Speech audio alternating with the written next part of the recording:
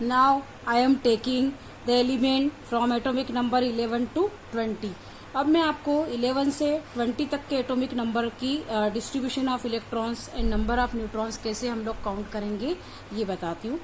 अब इसमें number of neutrons हमने सीख लिया है कि मास नंबर में से हमारा एटॉमिक नंबर को हमको माइनस कर देना है तो हमारा नंबर ऑफ न्यूट्रॉन्स आ जाएगा। जैसे इसमें मास नंबर मैंने आपको सिखाया है लास्ट हमारे प्रीवियस जो वीडियो था उसमें बताया कि मास नंबर हम लोग कैसे लर्न करेंगे, उसकी ट्रिक बताई थी। तो अब सोडियम है, 11 नंबर का हमारा होता है सोडियम। सोडियम का एटॉमिक मास होता है 23 माइनस 11 किया तो हमारा आया 12। इसी तरह से मैग्नीशियम 24 मास नंबर, 24 में से हमने 12 माइनस किया तो हमारा आ गया न्यूट्रॉन 12। इसी तरह से 27 में से एल्यूमिनियम का होता है 27 एटॉमिक मास और इसमें से हमने माइनस कर दिया 13 तो यहाँ पर हुआ 14 आ गया इसका। 28 माइनस 14 हमारा 14 आ गया न्यूट्रॉन। 31 माइनस 15 16 आया। 32 माइनस 16 तो हमारा 16 आ गया न्यूट्रॉन। अब यहाँ पे मैंने दो लिखा हुआ है, यहाँ पर 35 भी लिखा है 37 भी लिखा है। ऐसा क्यों लिखा? अब we have learned about isotope, what is isotope and isobar आपने पढ़ा है। मैंने पिछले प्रीवियस अपने वीडियो में भी बताया कि what is isotope and isobar. तो क्लोरीन के दो आइसोटोप होते हैं, उसमें से एक का एटॉमिक मास होता है 35 और एक का होता है हमारा 37। तो आपको कोई भी आ जाए, आपको 35 भी अगर दिया जाए तो भी आप कर सकते हैं और आपको 37 दिया तो भी कर सकते हैं, इसलिए मैंने दोनों लिखे यहाँ पे। अगर आपको सपोज दिया है 35, ये मैं आपको क्वेश्चंस इस तरह से बना के दूंगी तब आपको इसमें पता चलेगा कि किस तरह से इसमें क्वेश्चंस लिखते हैं।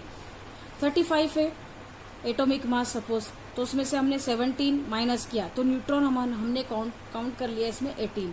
इसी तरह से 37 है, 37 माइनस 17 किया तो हमारा आ गया यहाँ पर 20।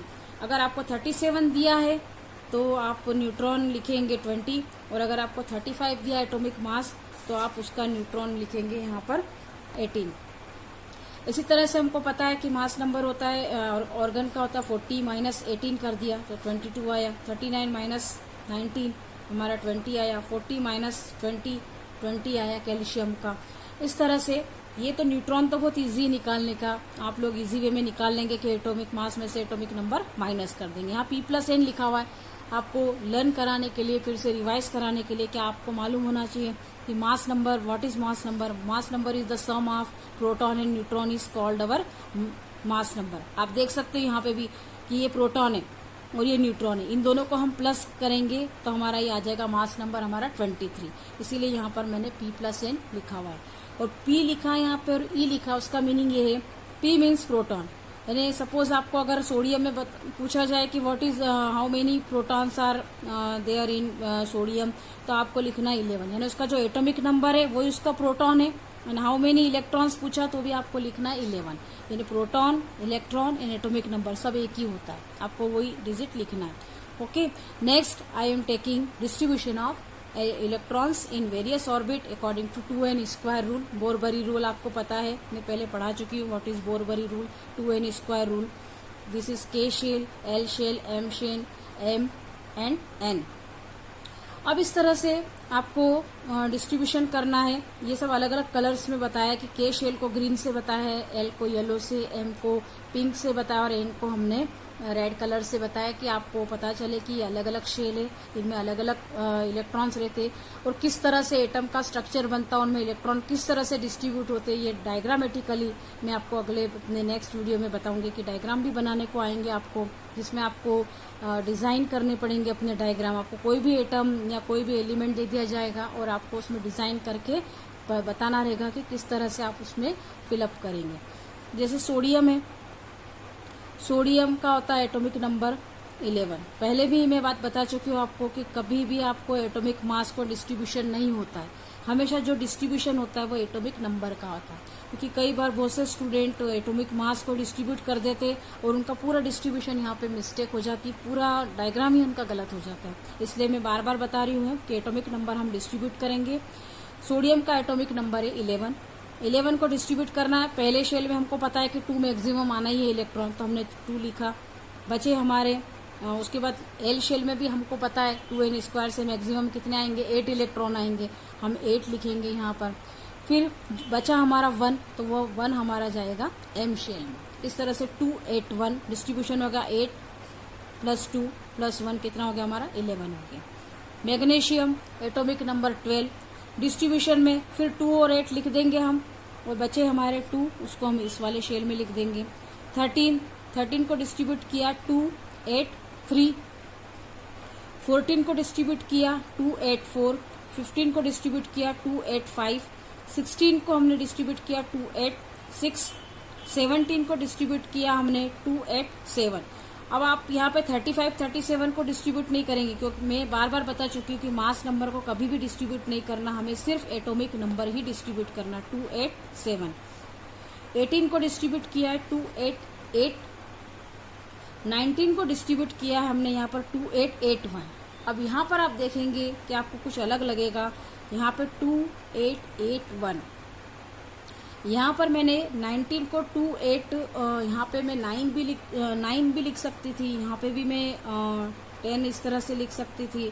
तो यहाँ दोनों में 8 8 क्यों लिखा? क्योंकि पेनल्टीमेट जो शेल होता है, पेनल्टीमेट का होता है कि वैलेंस शेल के जस्ट बिफोर जो आता है उसको that is called penultimate shell. उसमें मैक्सिमम 18 या फिर 8 इलेक्ट्रॉन्स को इस तरह से डिस्ट्रीब्यूट किया जाता है, तो जो बचा हुआ इलेक्ट्रॉन होता है वो लास्ट में ही जाता है। इसीलिए आप हमेशा ध्यान रखेंगे कि जब भी पोटेशियम और कैल्शियम का होगा डिस्ट्रीब्यूशन तो 2 8 तो आना ही है। आपको मालूम है मैक्सिमम इलेक्ट्रॉन के में 2 रह सकते हैं, एल में हमारे मैक्सिमम इलेक्ट्रॉन 8 रह सकते हैं, और एम में हमने बताया कि आपको 18 रह सकते हैं इलेक्ट्रॉन मैक्सिमम। तो यहाँ पे आपको 8 लिखना पड़ेगा, क्योंकि हमारा ऑक्टेट रूल कहता है कि 8 ही आएगा डिजिट, यहाँ पे 9 नहीं लिखना, आपको 8 लिखना है, और जो बचा हुआ 1 है उसको 1 बाद में लिख देगा। इसी तरह से 2 8 8 2 लिख देंगे। ये हो गया हमारा कैल्शियम का डिस्ट्रीब्यूशन। 8 + 2 यानी 10 हो गए, 18 और यहाँ पर 20। इस तरह से हमारा ये डिस्ट्रीब्यूशन कंप्लीट होता है। अब आता है वैलेंसी। वैलेंसी में बता चुकी हूँ, combining capacity of electron is called valency. So valence electron are called, last shell electron is called valence electron. अब हम देखेंगे इसके लास्ट में कौन सा आ रहा है, 1। लास्ट शेल में 1 इलेक्ट्रॉन, इसलिए हमने यहाँ पे 1 लिखा है। फिर हमने यहाँ देखते हैं 2 आ रहा है लास्ट में, यहाँ पे कुछ भी नहीं है, एन में 2 है तो हमने यहाँ 2 लिख दिया, इसकी वैलेंसी 2 हो गई। लास्ट शेल में 3 है तो वैलेंसी हमारी 3 हो गई। इसी तरह से लास्ट शेल में हमारा 4 है तो हमने यहाँ लिख दिया 4। लास्ट शेल में 5 है। अब हमारा वापस रूल नंबर 2, ये रूल मैं पहले आपको बता चुकी हूँ कि वैलेंसी में 2 रूल्स काम करते। अगर इलेक्ट्रॉनिक हमारे लास्ट शेल में 1 to 4 है तो वो एज इट इज लिखे जाते, लेकिन 4 से अगर ज्यादा हो जाते इलेक्ट्रॉन लास्ट शेल में तो हमको उसको 8 में से माइनस करना पड़ता है। तो यहाँ पर हम 8 माइनस क्या करेंगे 5, तो हमारा आ जाएगा यहाँ पर 3।